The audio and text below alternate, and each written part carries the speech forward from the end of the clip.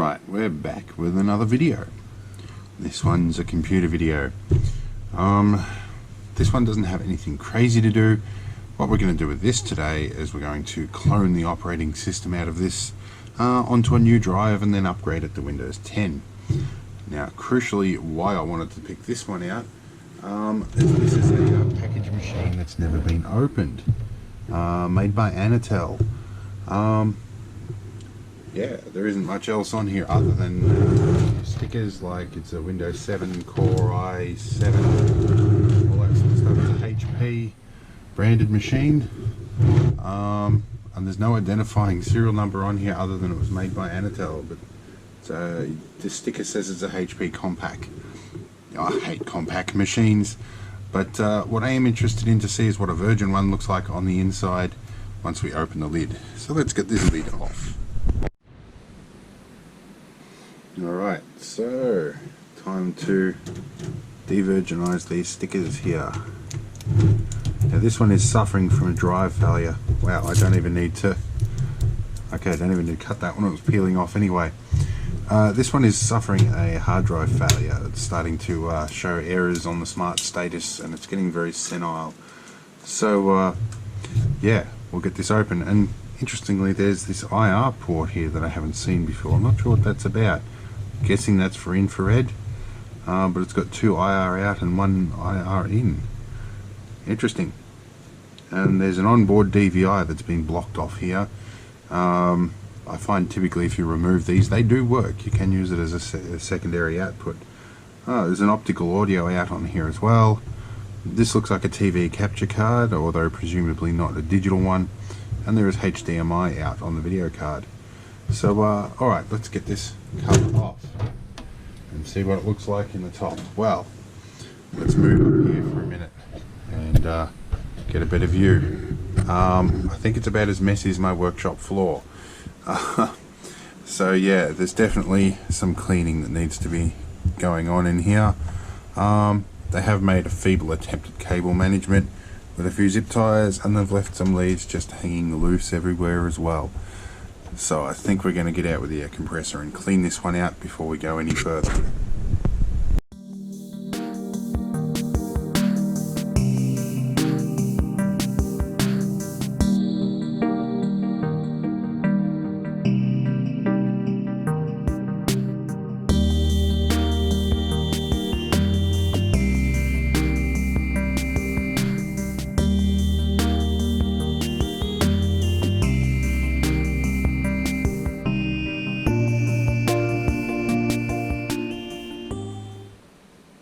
Okay, so even after all of that, there's still a bit stuck down here inside the cooling fan, so I'm going to have to take that off. This dust was all very dense and sticky, and it smelt quite nice as opposed to the usual human skin or cigarette smoke smell. So I suspect there's a like an essential oil atomizer or something running near this, and it's been sucking it through the system, and it's coated everything with a bit of a sticky oil coating. So his problems might not be so much hard drive, they might be overheating. But anyway, I've got to take this fan off and clean the last of that off. Alright, we've got the heatsink fan off here. I'm going to give it a bit of a scrub with a toothbrush. But we're also going to try and give this a bit of a scrub as well and get some of this stuff off. And hopefully in such a way that it doesn't fall back into everything.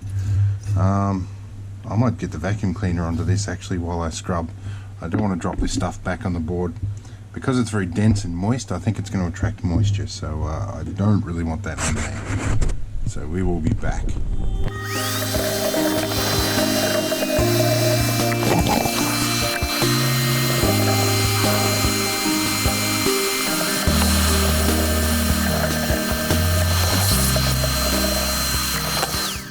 Alright, now we're done with the cleaning, and my hands smell like either deodorant or there's some sort of incense sticks or something like that.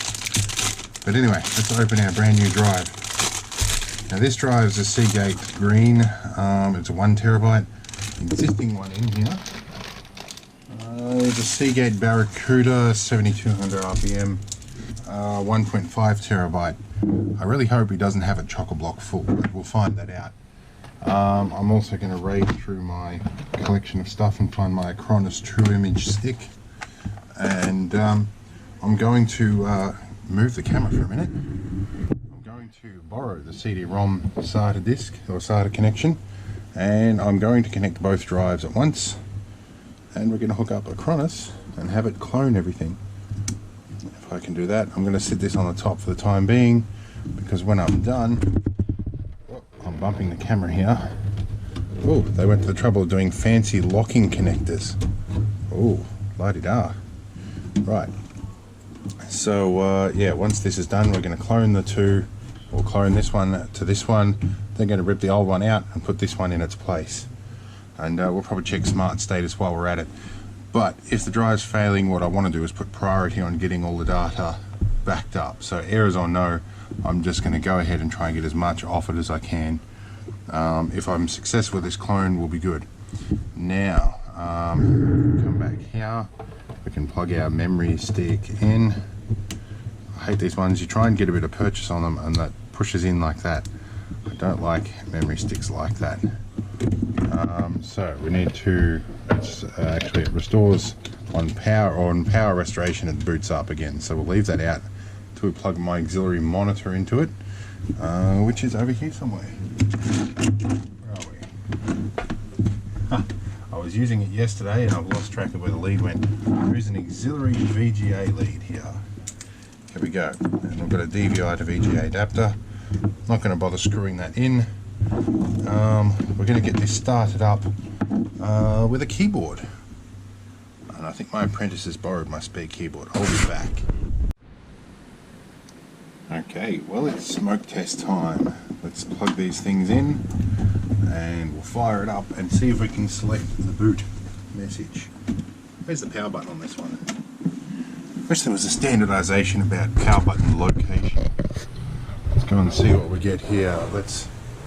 I don't know, it's escape key for this one. Did we get into escape for startup menu? There we go. Right, so boot menu. Legacy boot sources, hard drive or network controller. We don't have any UEFI boot options. I guess I'm going to have to restart this. Let's see if we can do a one-handed Alt Control Delete. We can. Now, escape for startup menu. Okay, I think I'm going to go right into the computer setup here and I'm going to change my settings. So come on, viewfinder, come back. Where are we? Advanced, or we've got storage. Boot order. Right, so we have a legacy, we've got a verbatim store. So enter, drag that to the top. That's what we want. And accept. These HP BIOS is always odd. They just don't seem very intuitive. And I've got a distinct blue tinge here. Let me just rig on my video changer. This is what I've got here to select all my different VGA inputs. That looks a little cleaner now. I think the contacts are a bit dirty. Right, save our changes and exit. And see what goes on now. Is it going to boot from a USB stick?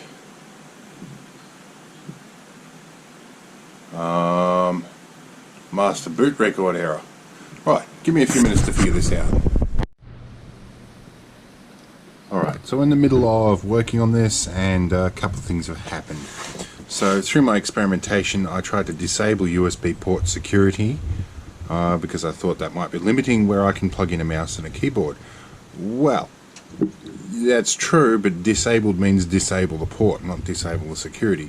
So I've now disabled every port on the machine. I can't even get into BIOS, so we're going to have to pull the battery and reset the BIOS. In the meantime, I'm making an Acronis True Image this boot CD here, or boot DVD. It's a little over 700 meg, and yeah, so that's going to be, I'll try booting from that because clearly this machine doesn't want to boot from USB, so not the USB I have. So yeah, we're going to pop the BIOS battery out and let it reset to defaults. Okay, we've made a couple of changes here.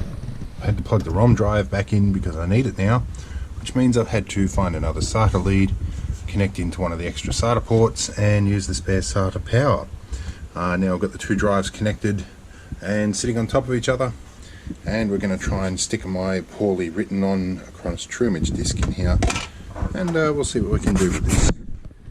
See what happens.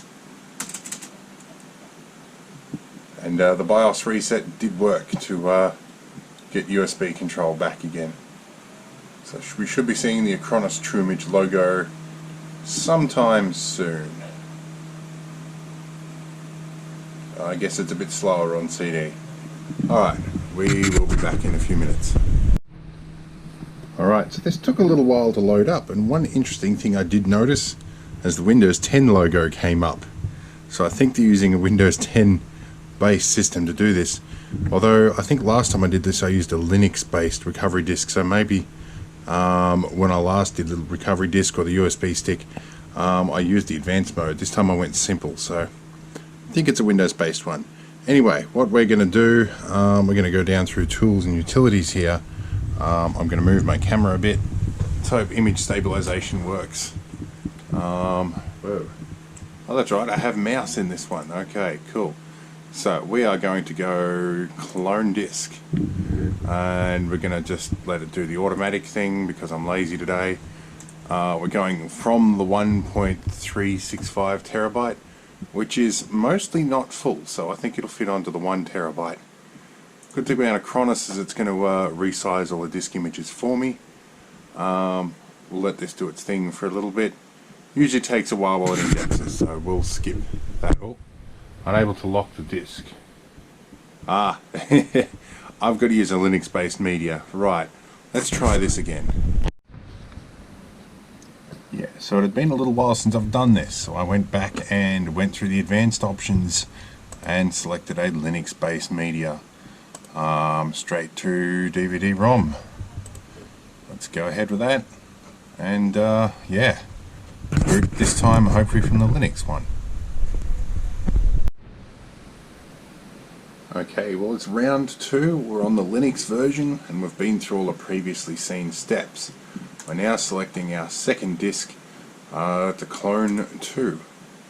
It'll let it run and it will figure out whether everything will fit, and it's going to do all the work for us. And it looks like afterwards we're still going to have a bit of spare space. That's good, he hasn't packed the drive chock-a-block full. So let's just let this run, and we're going to be here for quite some time. So I'm just going to go and do my own thing for a bit. I'm going to watch some stories about the there we go, Christine Granville documentary at the Polish Spy. Interesting history stuff, so I'm going to watch that while I wait. And I'm going to browse at some armoured vehicles that I can't afford. So yeah, we'll be back. Alright, well I didn't catch the last part of the backup, but it just showed a message going, we're done, it's time to restart your machine.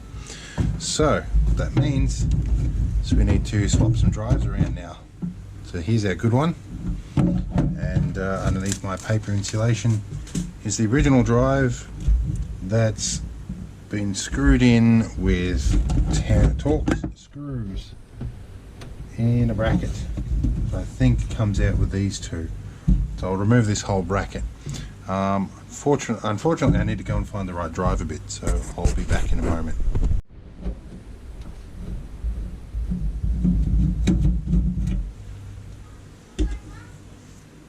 Get these two screws out and we'll see where we go.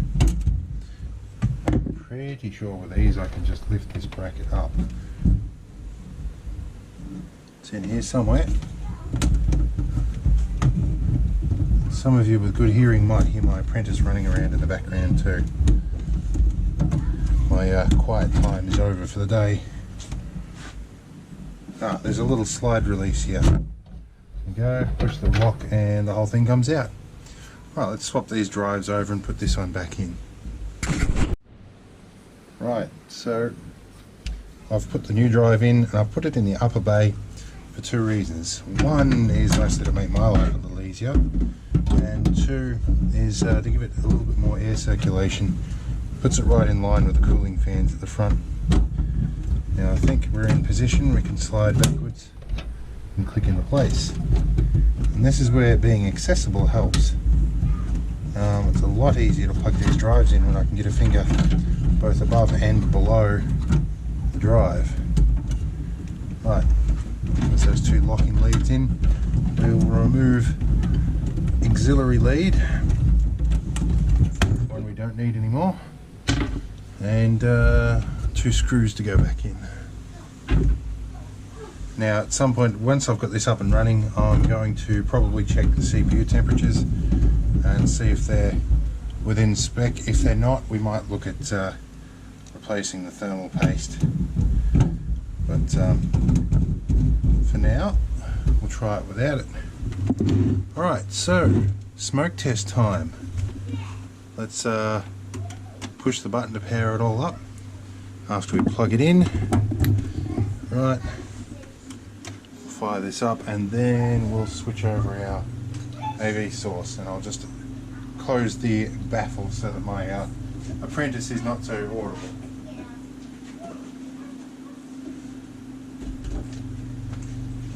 Guessing she had a great time at the government sanctioned training camp today. Alright, let's go and see what's on our screen. Oh, no, that's the wrong AV input. That's the Raspberry Pi. Go PC input. Let's have a look up here. I really need to clean up the floor here. Alright, it didn't go through. Yes, we've been watching Star Trek. Let's go. Do we have a video output? We do, and it's starting Windows. I can't see anything through my viewfinder right now. Alright, so far it looks to be booting alright. About now is when I would expect to see a blue screen if something hasn't transferred correctly. Well, I've got a cursor and the mouse moves, so I've obviously fixed the USB port problem. And I should probably check if hyper-threading is enabled as well. Alright, so we'll get into the OS and we'll do a bit of mucking around and then we'll be back. Alright, so we've got our diagnostics up and we've got showing 8 threads. I'm going to guess this is a quad core. If I was in Windows 10 I could tell the threads versus core, so threads. Okay, anyway. We've got hyper-threading, so I've got 2 threads per CPU, so I'm pretty sure this is a quad core CPU. It doesn't tell me exactly what the CPU is, but it will, I'm pretty sure, as soon as I get Windows 10 on here. So let's see how that goes, and we'll see if we need a license key to do it, because that might mean I have to wait a day for another license key to come through, and I've got to ring up the owner and make sure that they're willing to pay for that, because the owner is a mate of mine. Alright, so I have the Windows 10 installer on this memory stick. We're going to insert that, and we're going to run it from within Windows and select upgrade. Alright, so it wasn't going to run from the memory stick for some reason. So I'm going to restart and I'm going to check it at boot and see if we can run it that way. Alright, now we're booting the setup from memory stick direct from boot. We'll see if this works. I think this is why my mates bring their computers to me, because none of them ever quite go strictly to plan. But yeah, we'll get there in the end. I've got a bit of sitting around while it loads this into RAM. So, I'm just looking this up. The update just crashed and it looks like the Intel storage drivers are causing a problem. I didn't get the crash screen on camera, but yeah, so it looks like upgrading to this particular version of Windows 10, it's going to be fun. I might have to do that from CD as well. We'll try it from there. I wouldn't run from within Windows off the memory stick, so I do have it on CD somewhere, so let's try that. Alright, so it looks like we're well underway. I've actually got it loading the Windows 10 update process, so this will be fun.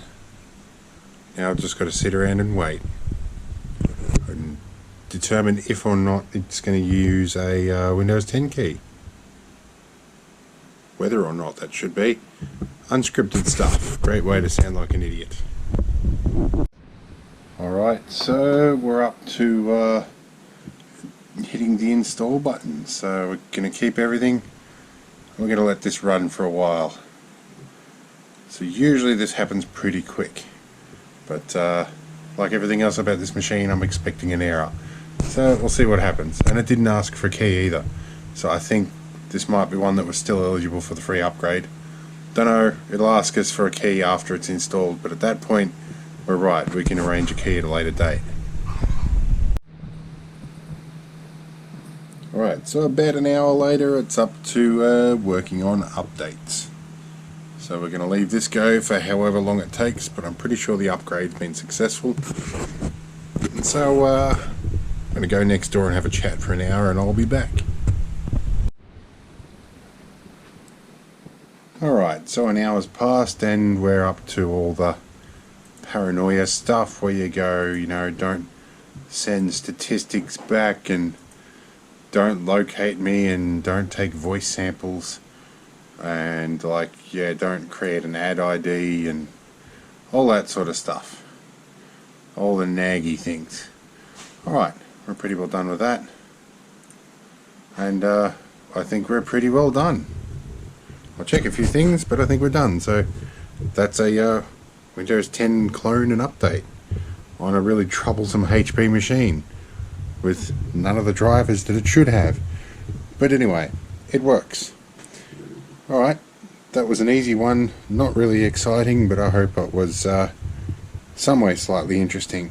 I'm going to go back to writing my script about the Amiga destruction video, and feel free to ask about that in the comments. I will gladly rant about that all day. Alright, see you in the next video.